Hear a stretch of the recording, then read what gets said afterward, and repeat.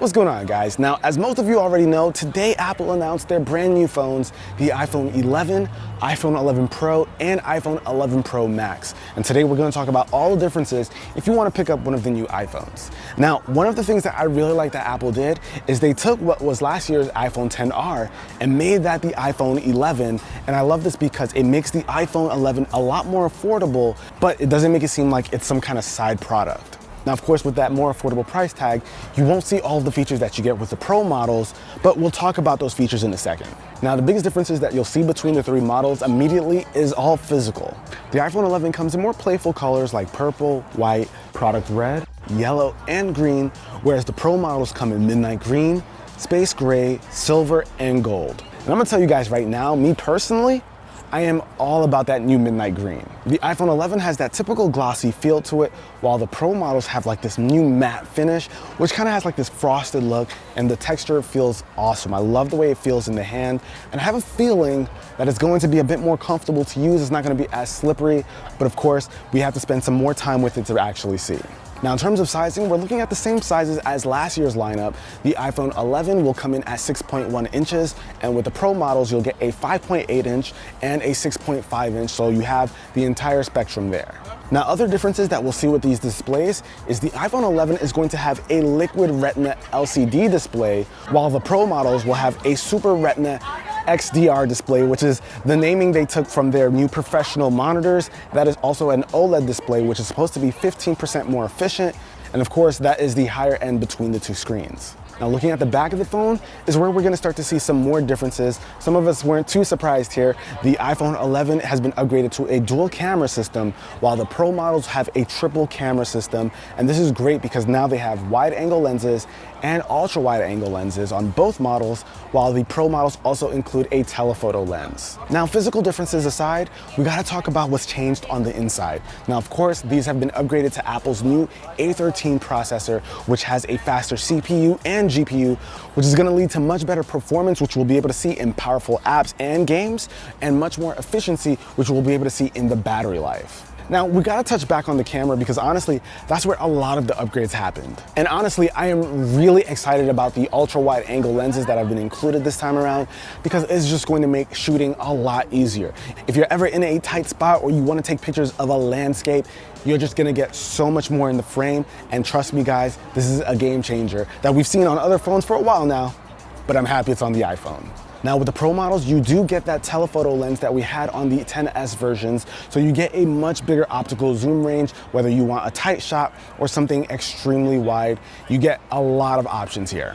And one thing I'm really happy about is that Apple introduced a night mode. So that's something we've seen with the Pixel and Samsung phones, where you're gonna be able to take a shot that's completely in the dark and make it a usable shot. Now, you can't turn this mode on manually, it's automatic. Once the camera detects that there isn't enough light for a good shot, it automatically turns on the night mode and you're able to get that shot off. For all my iPhone users out there who have never had experience with this mode, I am telling you now, you are going to love it if you take any kind of night photography. Now, Apple also showed off some of the video capabilities of the new iPhones, and my goodness, guys, it looks amazing. You're gonna be able to shoot up to 4K 60 frames per second now with both their rear and front-facing camera, so that is a really big deal. But man, guys, that video quality is something I cannot wait to put to the test because it honestly looks amazing. Now, something I think a lot of people are gonna be able to appreciate with the new front-facing camera is being able to take wider selfies. If you just change the orientation, you'll see that it opens up and makes it a lot easier for more people to come into your shot.